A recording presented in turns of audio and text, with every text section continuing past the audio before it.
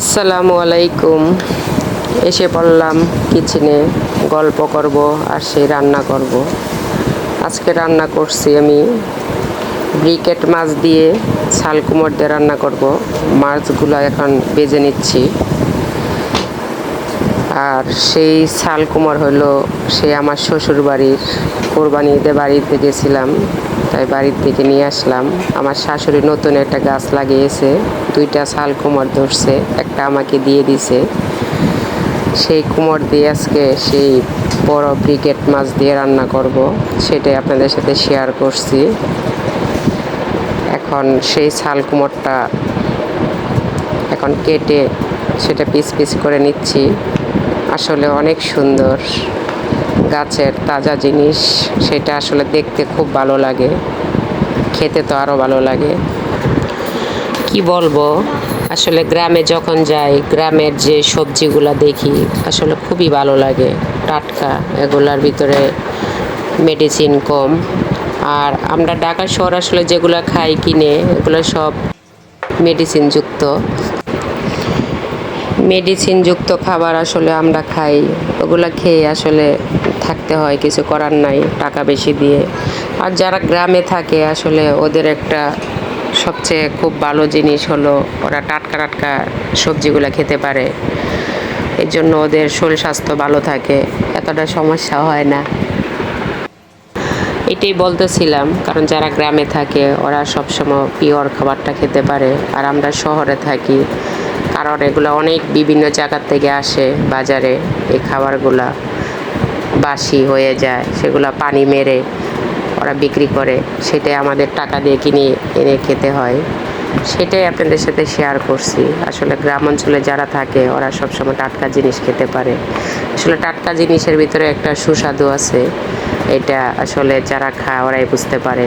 আর ওদের ভিতরে ওই খাবারটার ভিতরে ভেজাল কম, আর আমাদের খাবারের ভিতরে ভেজাল বেশি। এইটাই ব্যবধান, কারণ শহরে সব কিছু পাওয়া যায় অ্যাভেলেবেল, কিন্তু এগুলোর ভিতরে ভেজাল বেশি। আর গ্রামে যতটুকু আবাদ করে সেটা পিওরভাবে খেতে পারে, সেটাই আপনাদের সাথে শেয়ার করছি।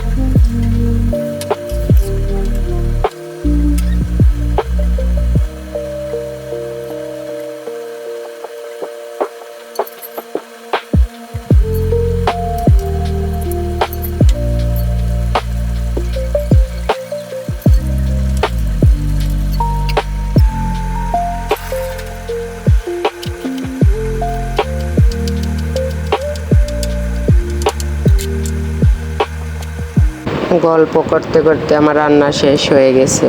এখন আমি যেটা দিব সেটা হলো, রান্নার আগে আমি সব কটা তরকারিতে আমি সব ভিডিওতে বলি আমি কটা কাঁচামরিচ দিয়ে দিই সেটা নামানোর আগে, কারণ কাঁচামরিচের ফ্লেভারটা আমার কাছে খুবই ভালো লাগে।